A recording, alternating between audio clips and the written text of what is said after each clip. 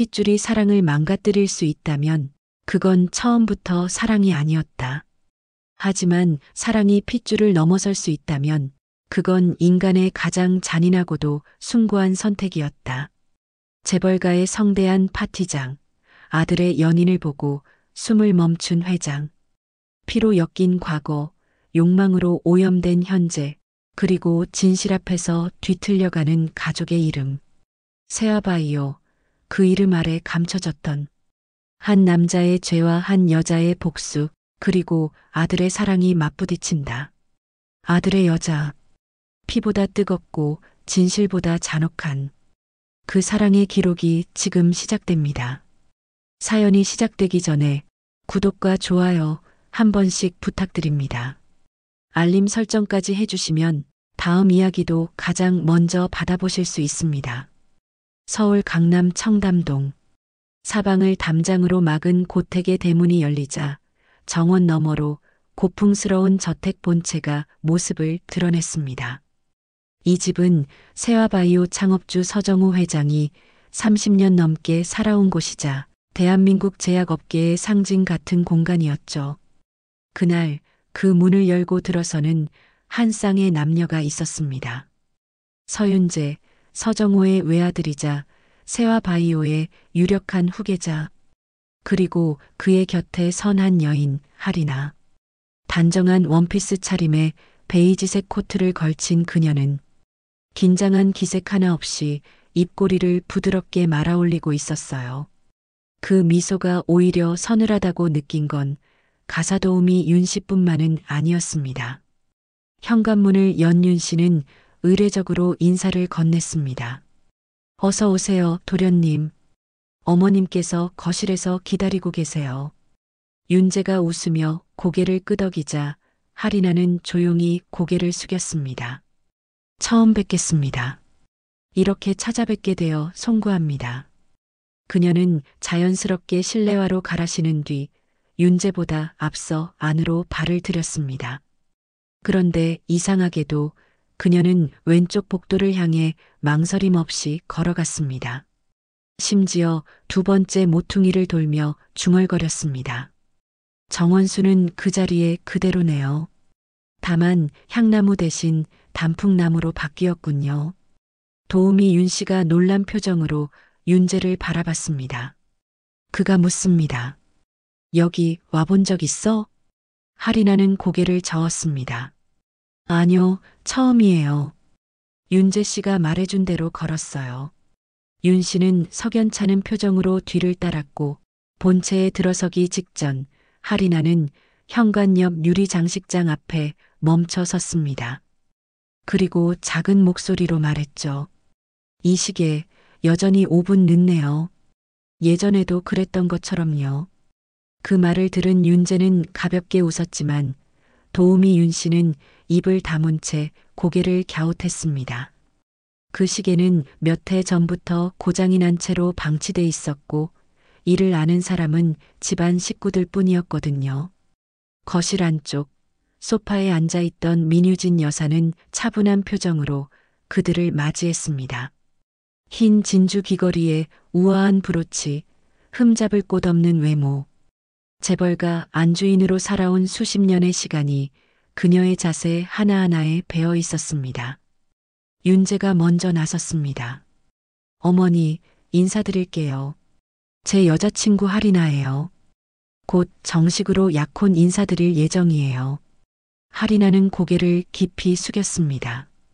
처음 뵙겠습니다, 사모님. 직접 인사드리고 싶었어요. 유진은 살짝 미소를 지었지만 마음 한편이 찜찜했습니다. 그녀는 단 한 번의 시선 교환만으로 사람을 읽어내는 능력이 있었고 이 여자의 눈빛은 너무 조용하고 지나치게 담담했죠. 자연스러움을 가장한 노련함 같은 기운이 느껴졌습니다. 차를 따르며 유진이 물었습니다. 고향은 어디세요? 하리나는 준비된 듯한 어조로 대답했습니다. 실은 고향이라고 부를 곳은 없어요. 어릴 적 교통사고로 어머니를 여의고 이후엔 몇 군데 보육시설을 전전했습니다. 고등학교 졸업 이후부터는 독립해서 혼자 살고 있어요. 고아 출신. 유진은 그 말에 조용히 고개를 끄덕였습니다. 동정도 의심도 하지 않았지만 이상하리만치 그 말이 선명하게 가슴에 맺혔습니다. 그래요. 요즘 세상에 혼자 자란 분들 많죠. 그래도 흔들리지 않고 이렇게 정갈하게 살아온 거 참 대단하네요. 하리나는 고개를 숙이며 조용히 웃었습니다. 감사합니다. 제 삶이 고생스럽다고 느낀 적은 별로 없어요. 필요한 건 제가 스스로 배워야 했으니까요. 그 말은 마치 이 집에 대해 이미 배워두었다는 것처럼 들렸습니다. 도우미가 차를 내려주자 하리나는 찻잔을 든 민유진을 슬쩍 바라보며 말했습니다. 이 차 민들레 뿌리를 우린 거네요. 쌉싸름한데 간과 순환에 좋죠. 사모님처럼 발쪽이 자주 붓는 분께는 아주 좋은 선택이에요. 그 말에 유진의 손끝이 멈췄습니다. 그녀는 아직 집안 누구에게도 자신의 부종 증상을 말한 적이 없었습니다. 정맥순환 문제로 붓는 발등 때문에 아침마다 차를 바꾸고 있다는 건 의료 기록에도 없는 사적인 정보였죠. 윤재가 물었습니다. 리나 어떻게 알았어? 하리나는 조용히 웃었습니다. 작년에 어머님께서 참석하신 문화재단 강연 영상에서 의자에서 계속 자세를 바꾸시더라고요. 발을 눌러보는 장면이 많았어요.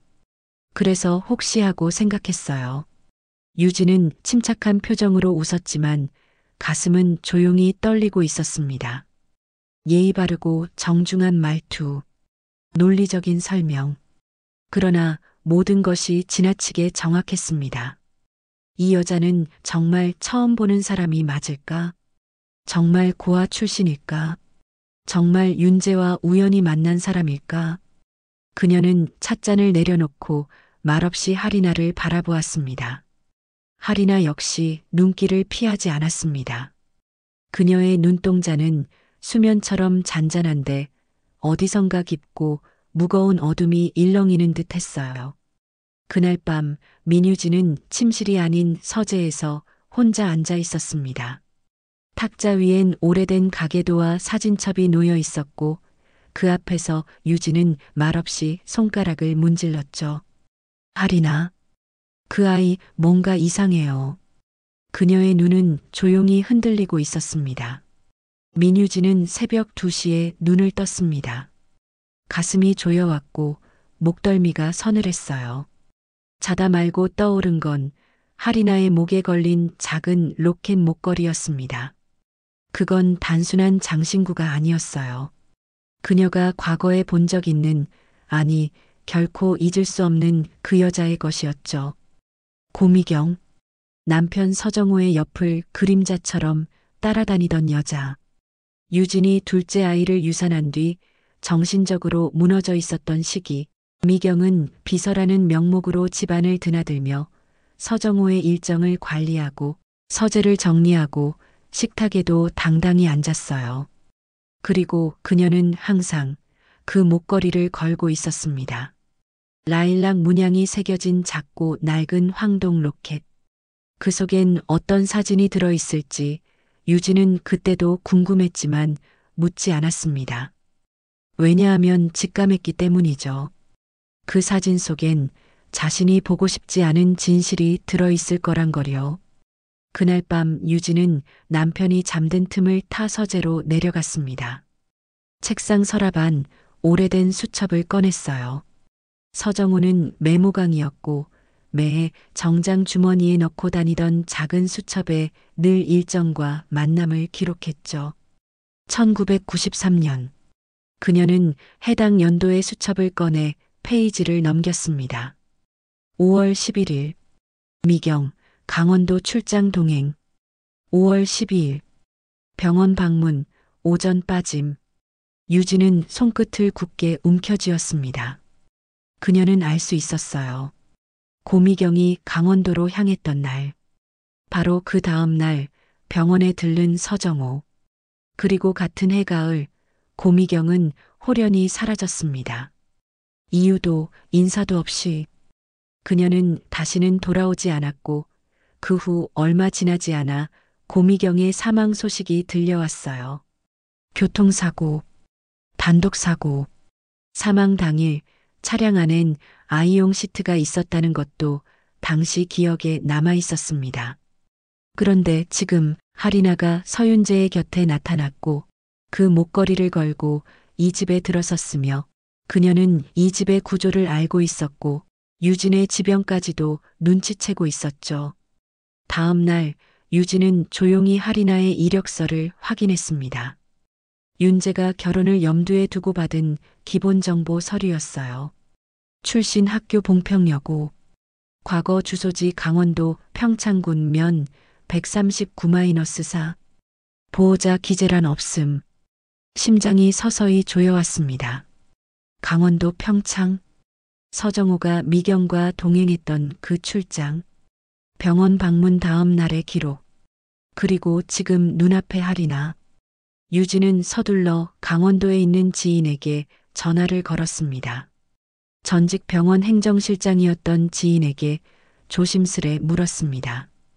혹시 93년도 5월경 평창 성모병원에 고미경이라는 이름으로 출산 기록이 있는지, 아니, 그냥 그런 이름이 기억에 남는지요. 그녀는 반쯤 포기한 채 수화기를 귀에 댔지만 돌아온 목소리는 의외로 또렷했습니다. 고미경, 그 이름 기억나요. 그해 봄쯤 사고로 죽은 여자 있었어요. 여자아이와 둘이 타고 있었다는데 아이는 살아남았죠. 그 아이는 보육원으로 갔다는 얘기 들었어요. 유진의 손끝이 차가워졌습니다. 끊임없이 퍼즐이 맞춰지고 있었습니다. 고미경은 아이를 낳았고 죽었다. 그 아이는 보육원에 맡겨졌고 지금 하리나라는 이름으로 이 집에 들어와 있었다. 그때였다. 문을 두드리는 소리에 유진은 노트를 닫고 고개를 들었습니다. 사모님, 차 드시겠어요? 하녀 정분이었습니다.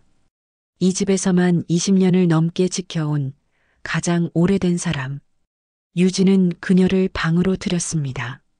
분희 씨, 예전에 이 집에 드나들던 여자 고미경 기억하죠?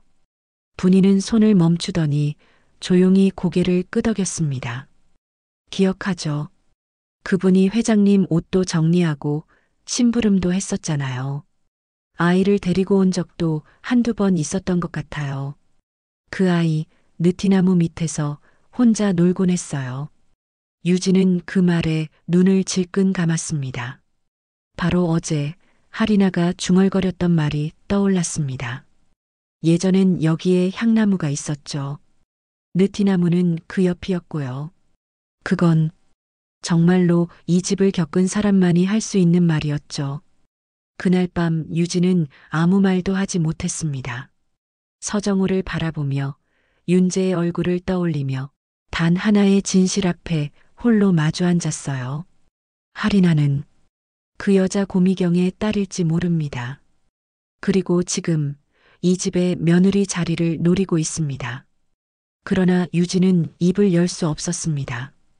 윤재는 이미 하리나에게 마음을 주었고 서정호는 이 일에 대해 입을 다물 것이 분명했죠. 그녀는 조용히 혼잣말을 중얼거렸습니다.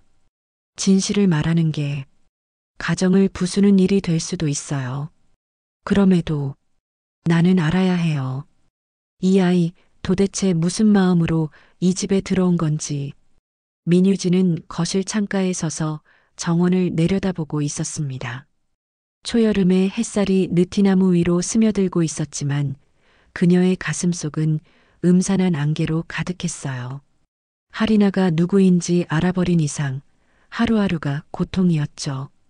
그녀는 수없이 속으로 되뇌었습니다. 말해야 한다.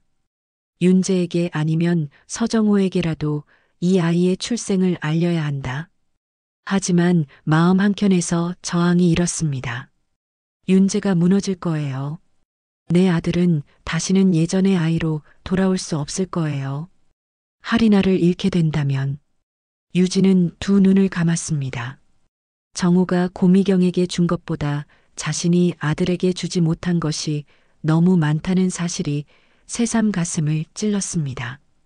아이를 잃고 상처를 감추며 강해지려 했던 자신에게 윤재는 온전한 사랑을 받아본 적이 없었던 거죠. 그녀는 괴로웠습니다. 진실을 밝히지 못하는 죄책감과 그럼에도 하리나를 절대 용납할 수 없는 분노.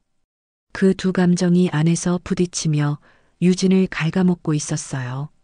그러는 사이 하리나는 은밀히 움직이고 있었습니다. 그녀는 일부러 정분이 곁을 맴돌며 차를 내오거나 집안 살림을 도와주는 척했죠. 분이 이모, 어머님 오늘 아침 약은 드셨어요? 요즘 들어 계속 두통을 호소하시는 것 같아서요. 아가씨가 어떻게 그런 걸? 그냥 눈빛이 좀 달라지셨더라고요. 눈 아래 다크서클도 더 진해지시고 입술도 말라 있고요. 이전에 그런 증상 있으셨던 분을 본 적 있어서요. 그녀의 말은 따뜻했고 배려심 깊었지만 묘하게 보고 있었다는 기색을 풍겼습니다. 정분이는 아무 대꾸 없이 돌아섰지만 유진에게 조심스럽게 입을 열었죠. 사모님, 요즘 아가씨가 사모님 건강 많이 신경 쓰시더라고요. 근데 이상하게 좀 무섭기도 해요. 그 눈빛이 뭔가 그냥 걱정하는 사람 같진 않아서요. 유진은 아무 말 없이 고개를 끄덕였습니다. 그날 이후 하리나는 자주 이런 말을 건넸습니다. 괜찮으세요, 어머니? 어제는 밤새 안 주무신 것 같던데요. 혹시 불면증이 다시 심해지신 거 아니에요? 그녀의 말에 유진은 말없이 찻잔만 바라봤습니다. 그 목소리는 부드러웠지만 날카로운 침처럼 뇌리를 찔렀어요. 하리나는 그녀의 정신을 갉아먹고 있었습니다. 알고 있는 걸 내색하지 않으면서 그녀의 비밀을 하나씩 은근하게 건드리는 방식으로요. 유진은 점점 그 안에서 무너지고 있었죠. 그리고 그 즈음 윤재는 언론과의 인터뷰에 하리나와 함께 모습을 드러냈습니다. 세화바이오의 유력한 후계자와 그의 약혼녀. 그들의 모습은 각종 포털의 메인을 장식했고 인터뷰 내용은 마치 로맨스 소설처럼 포장되어 보였어요. 힘든 시간을 홀로 견뎌온 그녀의 삶에 감동했다. 나의 모든 시간을 함께 나누고 싶었다. 사랑이 기업의 가치를 증명할 수 있다고 믿는다. 하리나는 방송 중에도 단 한 번도 고개를 떨구지 않았습니다. 말을 할 때마다 눈동자를 곧게 세웠고 발음은 맑고 분명했어요. 그러나 그 화면을 조용히 바라보는 한 여자가 있었습니다. 나혜진, 정치 명문가의 딸이자 윤재의 전 약혼녀, 그리고 민유진의 오랜 지인. 예진은 눈앞에 이 모든 장면이 믿기지 않았습니다. 그녀는 윤재를 사랑했고 그를 통해 안정된 가문과 연대를 이어가리라 믿었죠. 그런데 단 한 사람, 하리나라는 여자가 나타나면서 그 모든 게 물거품이 되었습니다. 며칠 후 예진은 민유진을 찾아왔습니다. 찻잔을 내려놓으며 그녀가 말했습니다. 사모님, 저 그 아이 하리나 가만두지 않을 거예요. 그 애는 평범한 여자가 아니에요. 윤재 씨를 아니 이 집안을 노리고 있는 거라고요. 유진은 말없이 그녀를 바라봤습니다. 그녀가 알고 있는 것도 자신이 알고 있는 것과 다르지 않았죠. 하지만 유진은 입을 다물었습니다. 그저 조심해요. 그 아이 만만치 않아요. 그 말은 경고였고 동시에 고백이었습니다. 자신이 아무것도 할 수 없다는 무력한 고백이었죠. 그날 저녁 하리나는 예진과의 짧은 통화 이후 홀로 주차장에 있는 예진의 차를 찾아갔습니다. 늦은 밤 차 문이 열리자 그녀가 말했어요. 그때 그 파티장 기억나시죠? 기자들 몰래 뒷문으로 빠져나오신 거. 정확히 새벽 2시 43분. 그 장면 찍은 사진 제 폰에 있어요. 예진은 말을 잃었고 하리나는 웃으며 말을 이었습니다. 앞으로 윤재 씨 주변에서 저에 대한 말 안 하셨으면 해요. 우리 이렇게 깔끔하게 정리하죠. 그녀는 고개를 숙여 인사한 뒤 돌아섰습니다. 그리고 예진은 그 자리에서 핸들을 움켜쥔 채 이를 갈았습니다. 민유진은 점점 집안에서 말을 잃어가고 있었습니다. 가사 도우미들도 하리나에게 먼저 고개를 숙였고 식탁에선 그녀가 윤재 옆자리에 앉는 것이 당연해졌죠. 하리나는 늘 정중하고 밝은 목소리로 말했습니다. 어머니, 오늘은 제가 사모님 좋아하시는 백합 넣은 꽃차를 준비했어요. 괜찮으세요? 어젯밤엔 기침하시던데요. 유진은 대답 대신 고개만 끄덕였습니다. 하리나는 매일같이 인사를 건네면서도 유진의 자존심을 갈갈이 찢고 있었습니다. 말하지 않는 복수, 드러내지 않는 지배. 그녀는 이 집안의 공기처럼 번지고 있었어요. 그리고 유진은 알고 있었습니다. 곧 그 아이는 이 집의 주인이 되겠죠. 하지만 아직 그녀는 무너지지 않았습니다. 그녀의 눈빛은 어딘가 조용히 반격을 준비하고 있었습니다. 예진은 핸들을 잡은 채 손을 떨었습니다. 그날 밤 파티장은 정치인들의 비공식 회동 장소였고 그녀는 거기서 모 의원의 손을 잡고 나오는 장면이 언론에 퍼지는 걸 두려워했죠. 그 사진이 공개된다면 아버지의 선거에도 자신의 경력에도 치명적인 타격이 가는 일이었습니다. 하리나는 그것을 정확히 알고 있었습니다. 그녀는 조용히 그러나 정교하게 타인의 약점을 꿰뚫는 눈을 가지고 있었죠. 며칠 뒤 하리나는 윤재의 휴대폰으로 예진에게 전화를 걸었습니다. 그녀는 밝은 목소리로 말했어요. 예진 씨, 혹시 윤재 오빠한테 예전처럼 계속 연락하실 생각이라면 안 하셨으면 해요. 그 오빠 제 거잖아요. 정말 오빠한텐 불편한 여자 되기 싫어서 그래요. 그 말은 완곡한 협박이었고 동시에 선언이었어요. 윤재는 내 것이다. 그러니 끼어들지 말라는 뜻이었죠. 예진은 결국 아버지에게 윤재와의 관계는 끝났다고 선언하고 미국 유학을 핑계로 잠정 출국을 결정했습니다. 그녀의 이름은 점점 사람들의 입에서 잊혀졌고 그 자리는 하리나가 대신하게 되었습니다. 한편 민유진은 서서히 집안에서 더욱 고립되고 있었습니다. 가사도우미는 더 이상 그녀에게 먼저 보고하지 않았고 집안 행사 일정은 윤재와 하리나 중심으로 잡혔습니다. 어느 날 유진은 자신의 약 복용 시간이 바뀌었다는 걸 알아차렸습니다. 늘 오전 9시에 먹던 약이 어느 날부터 10시 반에 바뀌어 있었습니다. 하리나가 도우미에게 조용히 약통을 조정했다고 말했죠. 어머니가 요즘 부쩍 피곤해 하셔서요. 잠을 조금 더 자시는 게 좋을 것 같아서 약 시간도 조절했어요. 물론 의사 선생님과 상담은 해봤어요. 괜찮으시죠? 유진은 반박할 말을 잃었습니다. 그녀가 불편하다고 하면 오히려 자신이 고집세고 예민한 사람처럼 비춰질 것이 분명했기 때문입니다. 그리고 도우미들도 이미 하리나의 배려에 익숙해져 있었습니다. 또 한 번 유진이 아끼던 정원 관리사가 교체됐습니다. 정원사는 수십 년간 유진의 손발처럼 함께했던 사람인데 어느 날 갑자기 짐을 싸고 나갔죠.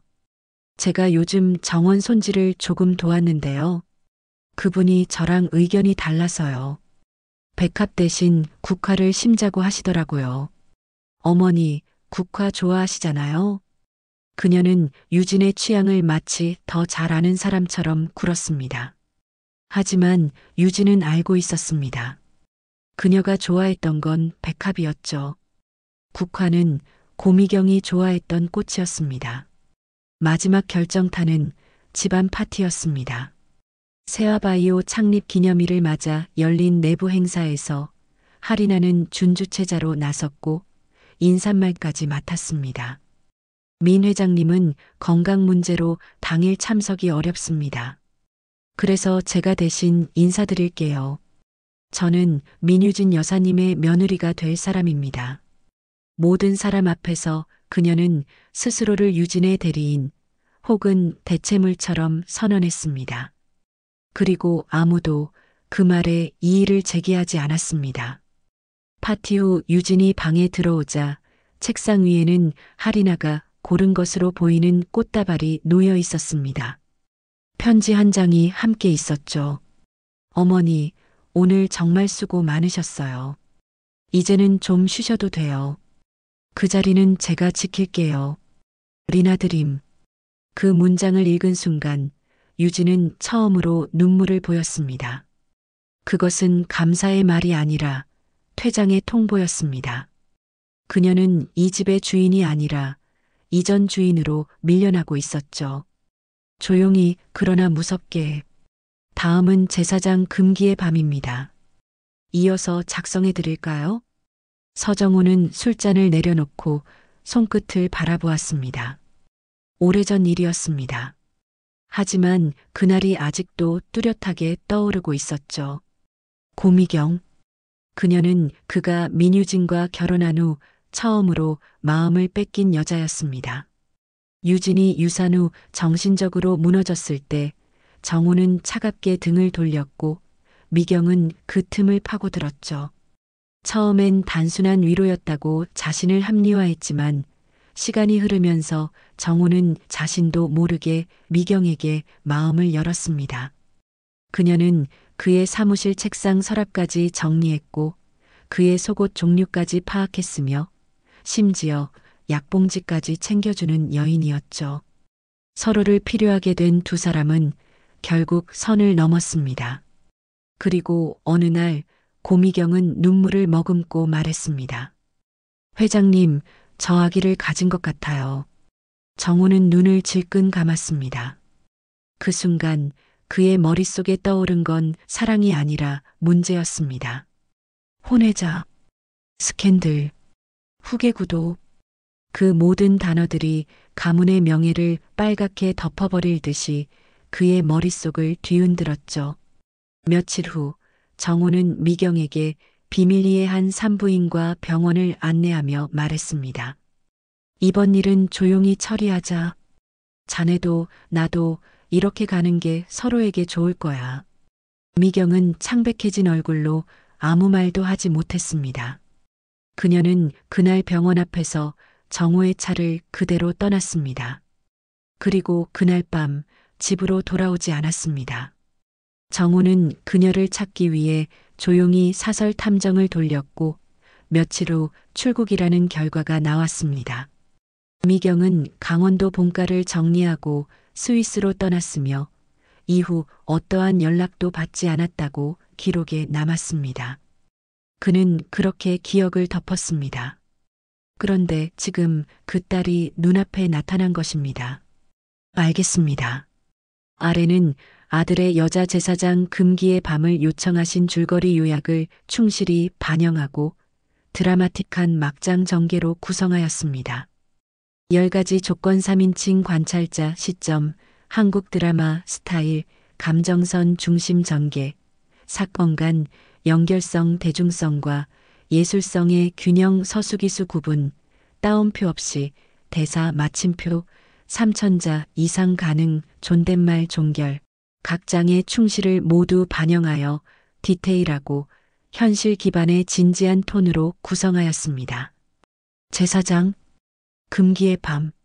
서정호는 밤마다 술잔을 비우고 있었습니다. 서재의 조명은 늘 그랬듯이 은은했고 잔잔한 클래식이 흐르고 있었지만 그날의 그는 전혀 평온하지 않았습니다. 눈빛은 예민했고 손끝은 유리잔을 잡고도 가늘게 떨리고 있었어요. 하리나. 그 이름은 그의 과거, 누구에게도 들키고 싶지 않았던 기억을 깨우고 있었습니다. 민유진은 여전히 말을 아끼고 있었습니다. 그녀는 하리나의 정체를 거의 확신하고 있었지만 정우가 어떤 반응을 보일지 몰라 끝내 말하지 못한 채 시간이 흘렀습니다. 그녀는 이제 하리나가 그저 위험한 여자가 아닌 이 집의 균열을 뿌리째 흔드는 존재라는 것을 직감하고 있었지요. 그리고 그날 밤 하리나는 서재 문을 두드렸습니다. 회장님, 방해가 안 된다면 잠깐만 말씀드릴 게 있어서요. 정우는 찌푸린 얼굴로 고개를 들었습니다. 하리나는 문 앞에서 고개를 숙였고 손에는 오래된 앨범 하나가 들려 있었습니다. 이거 제가 어릴 때 찍힌 사진이에요. 어쩌면 회장님도 기억하실지 모르겠네요. 저 이 집 정원에서 자주 놀았거든요. 이 소파도요. 여기가 원래 제 자리가 아니었을까요? 정우는 그 앨범을 보는 순간 손에서 유리잔을 놓쳤습니다. 잔이 박살났고 술이 바닥으로 흘렀지만 그는 아무 말도 하지 않았습니다. 사진 속에는 분명히 미경이 있었습니다. 서정우 옆에 앉아 미소 짓고 있는 지금은 세상에 없는 고미경. 그리고 그녀의 옆에 두세 살쯤 되어 보이는 꼬마 아이가 있었죠.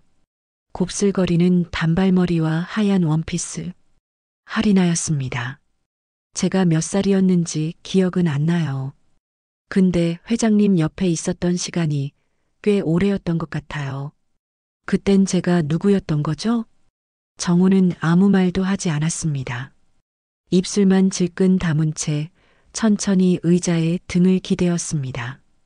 그 순간만큼은 오만하고 냉정했던 재벌 회장이 아니라 비밀을 들킨 한 남자일 뿐이었죠.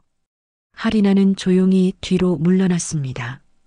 그리고 문을 닫으며 마지막으로 한마디를 남겼습니다. 이 집에 다시 익숙해지려면 시간이 좀 필요할 것 같아요. 그쵸, 아버지? 그녀의 눈빛은 싸늘했고 어조는 나른하게 흘러내렸습니다. 그날 밤 정호는 책상 서랍을 열어 오래된 수첩 하나를 꺼냈습니다. 고미경 스위스 도피 1994.1이 태아 상태 불명. 그는 수첩을 덮고 천천히 눈을 감았습니다. 민유진은 거실에서 그가 늦도록 오지 않자 문 앞에서 서성였습니다. 그녀는 문을 열고 서재 안을 훔쳐보았고 남편이 책상 앞에 앉아 흐느끼는 모습을 보게 되었지요. 그토록 단단했던 남자의 어깨가 무너지는 소리를 그녀는 생생히 들었습니다. 며칠 후 하리나는 민유진을 마주하고 느닷없이 사진 한 장을 건넸습니다. 사진 속에는 오래된 흑백톤의 식탁 장면이 담겨 있었고 그 안에 젊은 시절의 서정호 그리고 고미경과 하리나가 나란히 앉아 있었습니다. 어머니, 이 식탁 기억나세요? 여기 지금도 식당에 그대로 있던데요. 그때 제가 앉던 자리에 어머니가 계시더라고요. 재밌죠? 그녀는 웃고 있었지만 그 말은 분명했습니다. 자신은 이 집에서 쫓겨난 과거의 존재이며 그 자리로 돌아오겠다는 선언이었죠. 유진은 손에 든 사진을 내려다보았습니다. 모르는 척 할 수 없었습니다. 사진 속 하리나가 들고 있는 인형은 자신이 결혼 전 정호에게 선물한 장난감과 동일한 것이었으니까요. 고미경은 자신이 유산 후 입원했을 때 남편 곁에 있었던 여인이었고 당시 가사와 살림을 거의 장악하다시피 했던 인물이었죠. 그 미경의 딸이 지금 며느리로 돌아온 것입니다. 유진은 입술을 떨며 일어났습니다. 하지만 하리나는 천천히 그녀의 앞을 막았습니다. 어머니, 괜찮으세요? 요즘 뭔가 불편해 보이셔서요. 몸이 불편하신 걸까 아니면 마음이 불편하신 걸까 생각했거든요. 그녀는 낮은 속도로 말을 이어갔습니다. 목소리는 마치 진심 어린 걱정처럼 들렸지만 유진은 알 수 있었습니다. 이건 도발이었습니다. 하리나는 이제 서정호에게도 윤재에게도 깊숙이 스며들고 있었고 이 집의 과거와 현재를 동시에 지배할 수 있는 유일한 키를 쥐고 있었어요. 그리고 그날 밤 유진은 거울을 보며 중얼거렸습니다. 고미경, 내가 남긴 피가 내 집안을 뒤엎고 있어. 하지만 이대로 당하진 않을 거야. 절대로. 그녀의 눈빛은 흔들렸지만 주저앉진 않았습니다. 그리고 그날을 기점으로 민유진은 반격을 준비하기 시작했습니다. 민유진은 거실 소파에 앉아 커피잔을 들고 있었어요. 그녀는 자꾸만 손을 떠는 자신을 의식하며 그 떨림을 감추려 애썼습니다. 밖에서는 정원사들이 국화를 심고 있었고 그 풍경은 마치 누군가의 무덤을 준비하는 것처럼 서늘했습니다. 하리나는 매일 아침 유진보다 먼저 일어나 집안을 돌았습니다. 하녀들과 기사들, 운전사까지 그녀에게 먼저 인사를 건넸고 아침 메뉴는 그녀가 정했습니다. 이제 식탁에서 유진은 손님처럼 느껴졌어요. 어머님, 오늘은 죽으로 준비해드렸어요. 요즘 잘 못 드시죠? 하리나는 웃으며 건넸지만 그 말에는 은근한 모욕이 숨어 있었지요. 몸도 정신도 약해지셨다던데. 기운 내셔야죠. 유진은 대꾸하지 않았습니다. 하지만 마음속에선 분노가 끓어올랐어요. 그녀는 이 집의 안주인이었습니다. 40년 동안 이 집을 꾸리고 남편의 곁을 지켜왔죠. 그런데 이제 그 자리를 하리나가 조용히 잠식하고 있었습니다. 며칠 전 유진은 비서실장에게 도움을 요청하려 했습니다. 그러나 통화가 연결되자마자 상대는 당황한 목소리로 말했어요. 여사님, 죄송하지만 회장님 지시로 모든 연락은 하리나 아가씨를 통해 받으라는. 아닙니다. 제가 너무 나섰네요. 그 말을 끝으로 전화는 끊겼습니다. 유진은 아무 말도 하지 못한 채 수화기를 내려놓았습니다. 그녀는 점점 고립되어 가고 있었어요. 하리나는 하녀 정분이와 부엌에서 조용히 이야기를 나누고 있었습니다. 분희 씨, 여사님이 요즘 이상하지 않으세요? 예. 아무래도 좀. 요즘 약도 제대로 안 드시고 방에 틀어박혀 계시니까요. 혹시 치매 초기? 죄송해요. 제가 감히 이런 말씀을. 그 말은 고스란히 집안 사람들 사이에 돌기 시작했습니다. 하녀들끼리 귓속말이 이어졌고 유진이 지나갈 때면 시선이 일제히 쏠렸죠. 그러나 아무도 먼저 말을 걸지 않았습니다. 유진은 그것이 두려웠습니다. 자신이 불편한 존재가 되어가고 있다는 사실을 너무 선명하게 느끼고 있었거든요. 윤재는 전보다 더 달라졌습니다. 어릴 적부터 항상 유진의 말에 귀를 기울였던 아들은 이제는 하리나의 눈치만 살폈어요. 어느 날 유진이 하리나에 대해 조심스럽게 말을 꺼내려 하자 윤재는 단호하게 말했습니다. 엄마, 그만 좀 하세요. 하리나한테 왜 이렇게 날카롭게 구세요? 엄마가 요즘 진짜 이상해요. 그 말에 유진은 멍해졌습니다. 그녀는 말없이 고개를 끄덕이며 방으로 돌아갔습니다. 문을 닫자마자 두 손으로 입을 막고 울음을 삼켰죠. 그날 밤 하리나는 유진의 방 앞에 서 있었습니다. 손에는 약 봉지를 들고 있었고 얼굴에는 여전히 웃음이 떠 있었습니다. 어머님, 약은 드셨어요? 제가 직접 챙겨드릴게요. 됐어요. 그러지 마세요. 요즘은 감정 기복도 심하시고 가끔 헛것도 보신다면서요? 유진은 그 말을 듣고 눈을 부릅떴습니다. 누가 그래요? 정분의 씨가요. 걱정돼서요. 윤재 오빠도 요즘 고민이 많으시거든요. 어머님이 조금만 더 편안하시면 좋을 텐데. 하리나는 그렇게 말한 뒤 약을 책상 위에 조용히 내려놓고 방을 나섰습니다. 그 뒷모습에는 섬뜩할 정도로 흔들림이 없었습니다. 며칠 뒤 유진은 하녀의 뒷주머니에서 몰래 보관 중인 녹음기를 발견했습니다. 그 안엔 유진이 새벽마다 중얼거리던 말들이 담겨 있었고 그 내용은 조작된 듯 편집돼 있었습니다. 그 여자, 내 아들, 안 돼. 고미경의 딸. 죽여야. 그녀는 충격으로 무릎을 꿇었습니다. 이건 함정이었습니다. 하리나는 그녀를 정신 이상자로 만들 계획이었고 이미 그 작업은 끝나가고 있었죠. 하리나는 유진의 방에 들어와 침대를 정리하며 마지막 쐐기를 박았습니다. 어머님, 오늘 윤재 오빠가 그러더라고요. 이제 어머님은 좀 편하게 계시라고. 병원 진료도 알아봤대요. 전문가가 오실 거예요. 걱정 마세요. 전 늘 어머님 편이거든요. 하리나는 침대 이불을 단정히 펴며 미소 지었습니다. 그녀의 손끝은 다정했고 말투는 상냥했지만 그 아래 감춰진 칼날은 유진을 서서히 죽이고 있었습니다. 그날 밤 유진은 거울을 보며 스스로에게 물었습니다. 내가 진짜 미친 걸까? 그 물음엔 누구도 답하지 않았습니다. 다정한 파멸은 이미 그녀의 일상에 스며든 뒤였습니다. 민유진은 하리나가 집에 들어온 날부터 느꼈던 불쾌한 기시감이 단순한 직감이 아니었음을 확신하게 되었어요.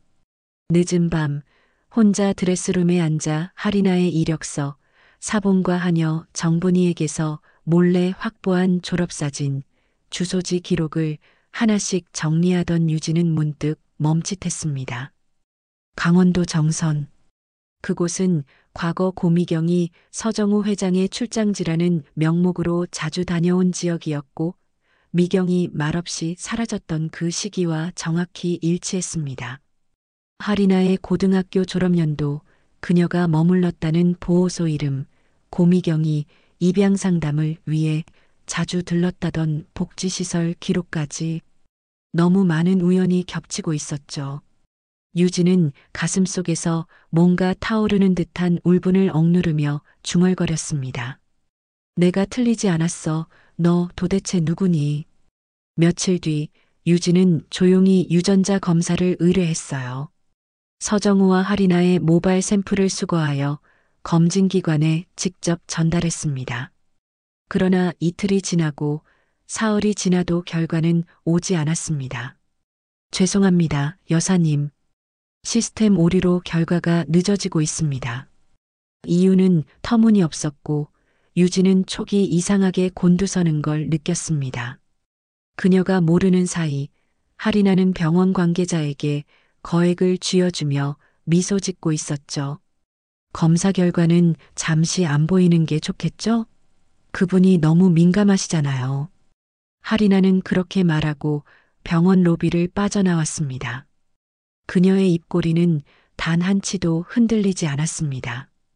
그 즈음 윤재에게 한 통의 택배가 도착했습니다. 보낸 사람은 나혜진. 작은 상자 안엔 메모지와 USB가 들어 있었습니다. 윤재야, 널 위해 참았지만 더는 못하겠어. 그 여자가 누구였는지 넌 반드시 알아야 해. 의심 가득한 눈으로 USB를 연결한 윤재는 곧 자신의 얼굴이 창백해지는 걸 느꼈습니다. 영상 속 하리나는 지금보다 훨씬 어린 얼굴이었고 정갈한 블라우스를 입고 인터뷰를 하고 있었어요. 장소는 분명 어딘가의 모텔이었고 배경엔 흐릿하게 남자들이 웃고 있었습니다.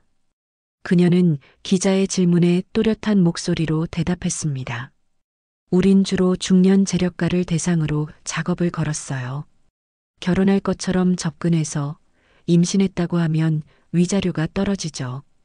그 돈으로 또 다른 타깃을 찾아요.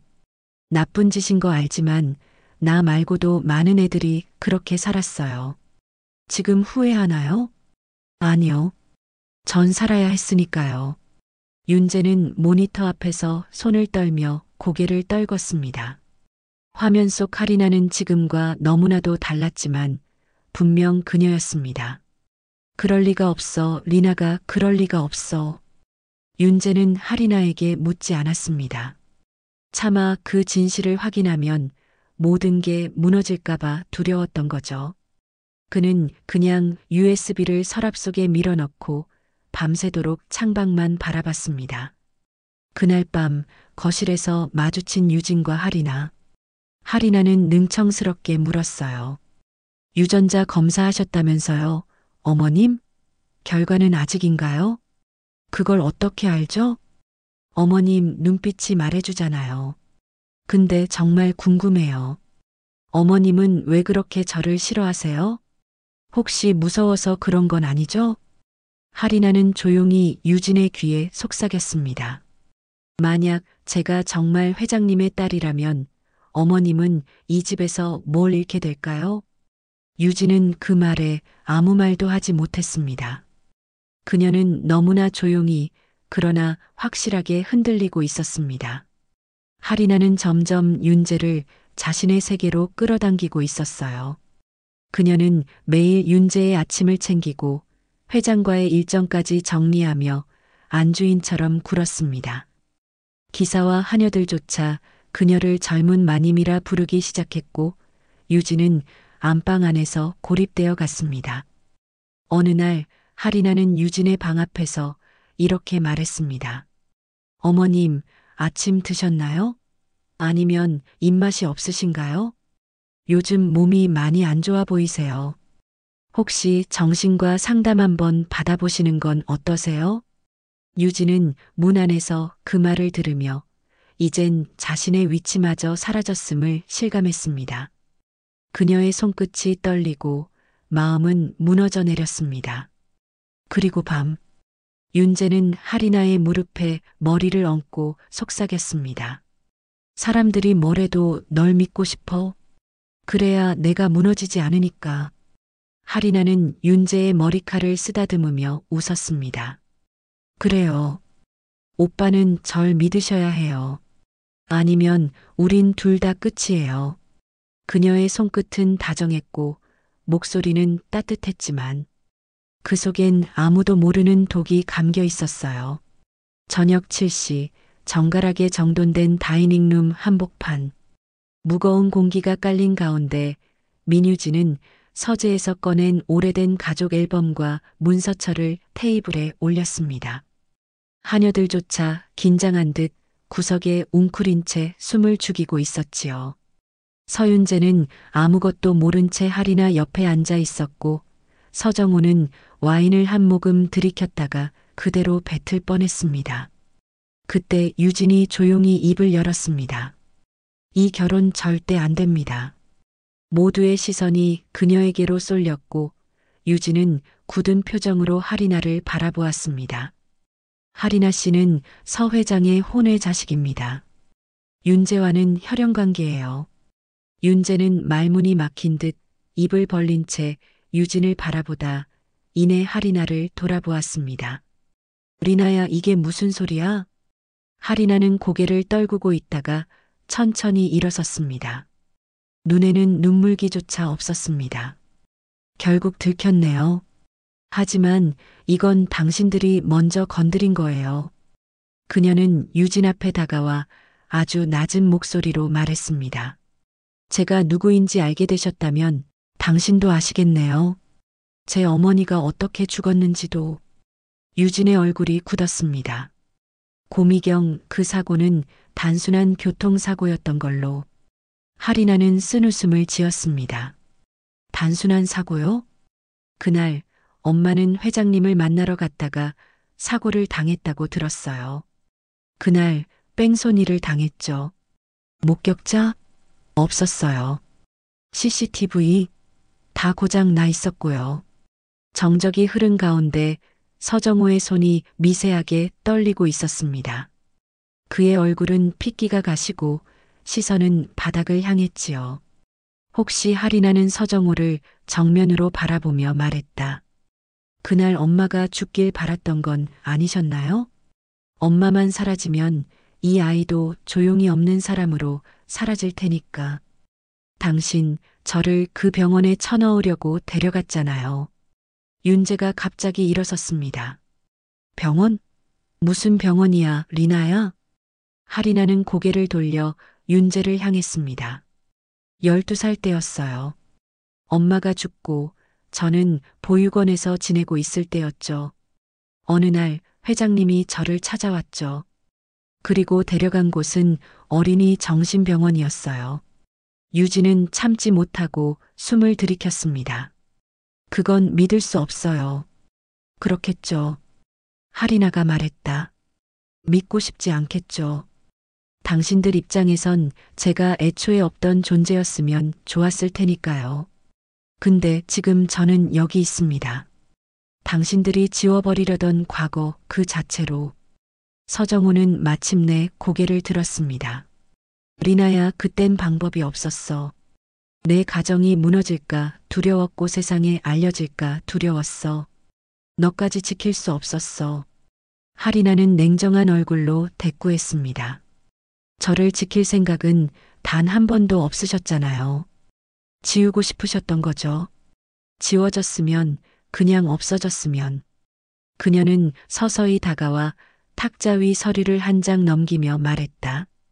근데 회장님, 사람은요, 그렇게 지워지지 않아요.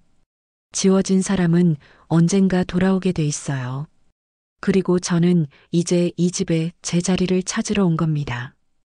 윤재는 절망에 찬 눈으로 하리나를 바라보다가 조용히 말했습니다. 그럼 그날 내가 너에게 했던 모든 말들, 우리가 나눴던 사랑, 그건 뭐였어? 하리나는 잠시 침묵하다 고개를 숙였습니다. 그건 몰랐으면 좋았겠지만 진짜였어요. 윤재 씨, 저는 당신을 좋아했어요. 하지만 그 감정이 엄마를 그렇게 만든 집에 대한 복수보다 클 수는 없었어요. 윤재는 더 이상 아무 말도 하지 못하고 그대로 주저앉았습니다. 그리고 유진은 그 순간 하리나가 더 이상 외부인이 아니란 사실을 깨달았습니다. 그녀는 이 집을 꿰뚫고 있었고 기억하고 있었으며 누구보다 안에 있는 사람이었지요. 그리고 이제 모두가 알게 된 진실 앞에 집안은 서서히 붕괴되기 시작했습니다. 회장 저택의 겨울 정원, 매서운 바람이 가지만 남은 은행나무를 흔들었습니다. 하리나는 손에 작은 여행 가방 하나만 든 채 천천히 대문을 향해 걸어가고 있었습니다. 고요했지만 그 고요는 폭풍이 모든 것을 휩쓸고 간 뒤의 침묵 같았지요. 뒤늦게 달려온 민유진이 그녀를 불러세웠습니다. 하리나 씨. 하리나는 멈춰섰지만 돌아보지 않았습니다. 유진은 다가와 하리나의 뒤통수를 바라보며 조용히 말을 이었습니다. 난 당신을 미워했습니다. 처음엔 아들을 빼앗는 여자라고 생각했어요. 그 다음엔 남편의 과거가 만든 복수의 얼굴이라고 생각했죠. 하리나는 고개를 돌리지 않은 채 가만히 듣고만 있었습니다. 그런데 결국 당신이 보여준 감정 중 가장 낯선 건 사랑이었어요. 그 말에 하리나는 천천히 돌아서 유진을 바라봤습니다. 눈가에 맺힌 눈물은 이제 분노가 아닌 체념에 가까웠습니다. 회장님이 준 상처는 잊지 못하겠지만 더는 이 집에서 피를 흘리고 싶진 않아요. 저는 떠나겠습니다. 유진은 고개를 끄덕였습니다. 이제는 당신의 삶을 사세요. 복수 말고 당신 그대로. 그때 윤재가 정문에서 나타났습니다. 코트조차 걸치지 않은 채 하리나 앞에 서며 숨을 골랐습니다. 리나야, 정말 떠나는 거야? 그래요. 이제 여기에 남아봤자 누구에게도 도움이 되지 않아요. 윤재는 말을 잇지 못하고 조용히 그녀의 손에 작은 상자를 쥐어주었습니다. 그 안에는 두 사람이 함께 찍은 사진 한 장과 짧은 쪽지가 들어 있었지요. 나는 사랑했어. 처음부터 끝까지. 하리나는 상자를 꼭 쥐고 마지막으로 윤재를 바라봤습니다. 그 눈빛은 후회와 미련 그리고 깊은 안녕이 담긴 복잡한 것이었습니다. 잘 지내요. 윤재 씨. 그리고 그녀는 차에 올라탔습니다.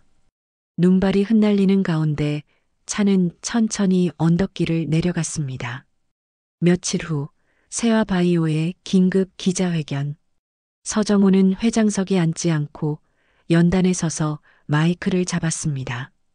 그는 심호흡 후 낮고 분명한 목소리로 말했습니다. 저는 한 여자를 그리고 한 아이를 버렸습니다. 그 대가로 제 아들은 사랑을 잃었고 제 아내는 평생을 혼자 싸워야 했습니다. 이제 그 모든 책임을 지겠습니다. 기자들의 셔터 소리 속 그는 고개를 숙였습니다. 사죄가 아닌 사임이었습니다. 세아바이오는 새로운 후계 구도 속에서 대대적인 개혁을 단행했습니다. 사회이사를 전면 교체하고 고위 경영진 중 일부는 사퇴했습니다. 서윤재는 공식 직함을 내려놓고 해외로 떠났습니다. 그로부터 몇 달 후 서울 시내 조용한 골목, 한적한 카페 창가에 앉은 민유진은 고요한 얼굴로 차를 마시며 작은 수첩을 펼쳤습니다. 그녀의 나레이션이 조용히 흐릅니다. 사랑은 피보다도 진실보다도 지독해요. 하지만 때로는 피처럼 씻기지 않기도 하죠. 그게 우리가 살아온 재벌가의 그림자였고 이제야 조금 햇살을 봅니다. 그녀의 눈에 떠오른 마지막 장면. 하리나가 떠나던 날 고개 숙여 인사하던 그 모습. 그 순간 유진은 한 가지를 확신했습니다. 피는 섞이지 않았지만 그날 그 대문 앞에서 그녀는 어쩌면 처음으로 딸이라는 단어를 떠올렸는지도 모릅니다.